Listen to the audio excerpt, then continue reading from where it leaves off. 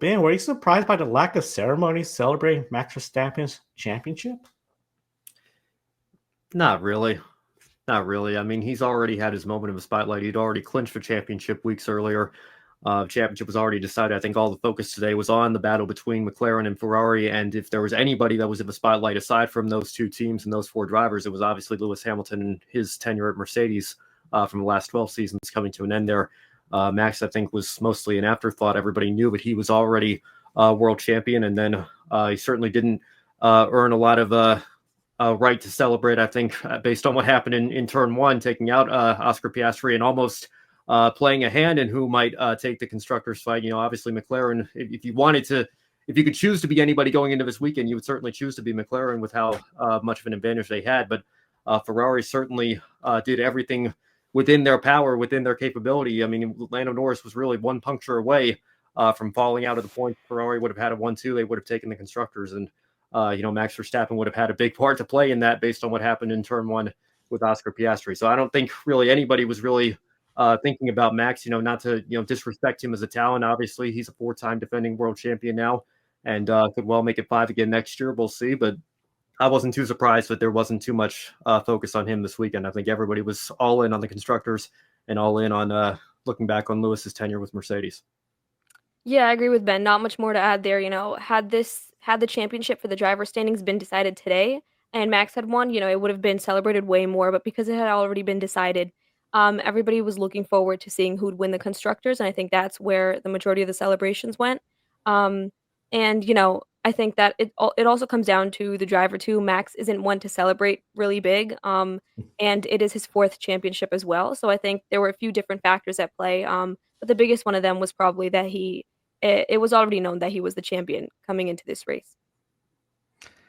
Yeah, when you have the championship wrapped up, I get it. It's like, okay, we're going to follow what's left, the constructors this year. I was just sort of surprised. It was like, okay, I thought he was going to do a burnout there too from the fans. Just pulled in the pits for Red Bull. Not exactly that great of a day at all, really, at Abu Dhabi. And of course, another close battle was in the Constructors' Championship, 6th place. Alpine claimed the position with Gasly finishing 7th ahead of Nico Hulkenberg. Magnussen and the two V-Carb drivers did not score points. So unfortunately, this just allowed Alpine to get that position. Jack Doohan making his debut also did not score points. And the defining moment for Alpine has to be the double podium finish on a wet Brazilian Grand Prix. For Sergio Perez, another poor race ended on lap 1 with an early spin. Contact forced him out of the race on lap 1. And his future with Red Bull pretty much unknown. I think it's safe to say Red Bull essentially lost his Constructor Championship and even second place because of Perez's inability to score points.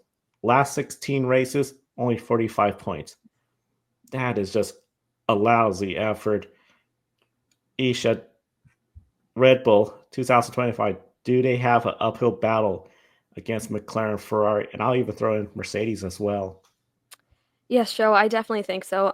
If McLaren, Ferrari, and Mercedes are able to maintain the pace that they had in the later half of the season, and if they're able to improve on it, Red Bull is certainly going to have a tough time winning the constructors, and I think even the driver standings it could be. And as you mentioned, a big factor in that is also Sergio Perez. Sergio Perez is, as we saw today, he also DNF'd. It's really difficult to hope or think that Red Bull could maybe win the constructors next season, given that Max Verstappen's the only one scoring the majority of the points. And then you have teams like McLaren and Ferrari where you're going to have both drivers who are very capable of scoring points, and with Mercedes as well. So I think that Red Bull is certainly going to have a tough time next season. If McLaren, Ferrari, and Mercedes are able to keep up the pace they had this season, if they're able to go into the start of the season with this pace, because we know, as Ben pointed out earlier, that especially with McLaren, they start off the season a little bit tough and then they build their way up throughout the rest of the races. But I think the start of the season is going to be key for these three teams if they are looking to beat Red Bull once again. Joe, that was an incredible way of putting it there. I didn't realize just how badly Checo had the last 2/3 of the season here. And forgive me, I'm just kind of flustered because I'm trying to do the math in my head here and make sure. So Imola was round 7. He finished 8th there. After that race, he was on 107 points. He finishes with 152. So yeah, that's the last 15 races, 45 points. So he averaged 3 points a race for basically 2/3 of the season here. That is unbelievable in a season where Max Verstappen marched away with his 4th championship. I mean, it's unacceptable, to be quite frank. And listen, nobody's been a bigger defender of Sergio Pérez. I mean, I picked him to finish 2nd in the standings again this year at the start of the season, because he did that last year, even though he had some troubles and some difficulties, some ups and downs in 2023. He ultimately got the job done, ultimately gave Red Bull their first ever 1-2 finish in the driver's standings. And, looked like he was well on his way to doing that again this year. He had a runner-up in Bahrain, Saudi Arabia. Obviously, Max had the issue in Australia. Checo was back in 5th, but then came back with 2 more podiums in Japan and China. And then a 4th place in Miami. And then really after that, the wheels just fell off there. He was never even really close to a podium finish again in a season where Max Verstappen was still maybe not as dominant as he was the last couple of years, but still capable of winning races on most given weekends here throughout the Formula One season. So to answer the question, forgive me again, I've just, hadn't thought of it that way, but it's a stunning way to look at it. And it really puts into perspective just how poor Checo's form was here. I mean, he can't be the 2nd driver next year. There's no way around it. I know I think finally for the first time today, this weekend, he acknowledged, we'll talk about it. We'll come to a decision here in the coming days and weeks. But, he says he's got a contract. Yeah, the only thing that I could maybe think of is Max Verstappen pulls a Nico Rosberg and shocks the world and says, you know what, I really have had enough on board. I want to go do something else, whether that's iRacing or sports car endurance racing or whatever. If he does walk away, which I believe there's a less than 0.1% chance of that happening, maybe Red Bull says, we can't have 2 rookie drivers, or at least 2 rookie drivers within the senior team. I know they could promote, Tsunoda's been there for a few years now at RB. Maybe we need a veteran in the paddock. Maybe Checo could be that guy. That's the only way I see Checo keeping his seat, is if Max doesn't have the number 1 seat next year. And again, I think the odds of Max walking away at this point are slim to none. So, it's going to be interesting to see what they do. But, if they do somehow, some way retain Checo Pérez, if he can't find a way to rediscover that form from the last couple of years before this one, I think you can pretty much kiss the Constructors' Championship goodbye. I think we have 3 very strong teams. I'm very excited to see what Mercedes can do now that George Russell is going to be the undisputed number 1. We'll see what Kimi Antonelli can do as a rookie. But McLaren and Ferrari, I'm sure, are going to be coming back as strong as ever. It's going to be an uphill battle for sure, even regardless, I think, of who's in that 2nd car. And if it's Checo again, I think it's going to be very difficult for me to envision any possible way, unless there's a miraculous turnaround, that he could, help them win the Constructors' Championship. On the post-race show for Formula One, Will Buxton predicted Liam Lawson will be alongside Max Verstappen.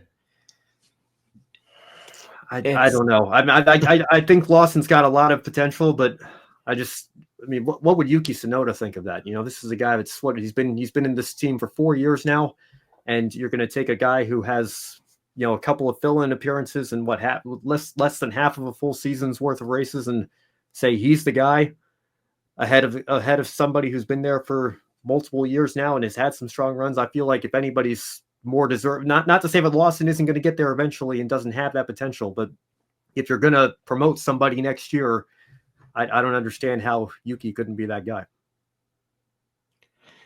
It's going to be so interesting to see how this all develops with Red Bull, because I feel with Sergio Pérez, he was brought onto Red Bull because he had such a good final year at, I believe it was Racing Point. Well, it was the Force India where he got the win. Oh, he was on his way out. Well, he lands with Red Bull, gets wins, 2nd place last year.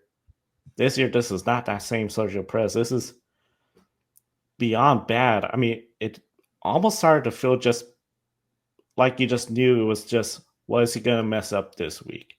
From last week, not going with the light turn green at the end of pit road. This week, someone could say it was out of his control, the contact and crashing out. But again, it just, I think, really sums up what's been a lousy season. Yeah, and Joe, I want to correct the record here. Forgive me. Like I said, it's been a long season, and that fact took me by surprise. I can't do math in my head right now, but 24 minus 7 is 17. So in 17 races, he only scored 45 points. I mean, it's just it's an astonishing way of looking at it. And like I said, I think the status quo at the very least cannot be what Red Bull walks into 2025 with. But Checo, again, he says he has a contract.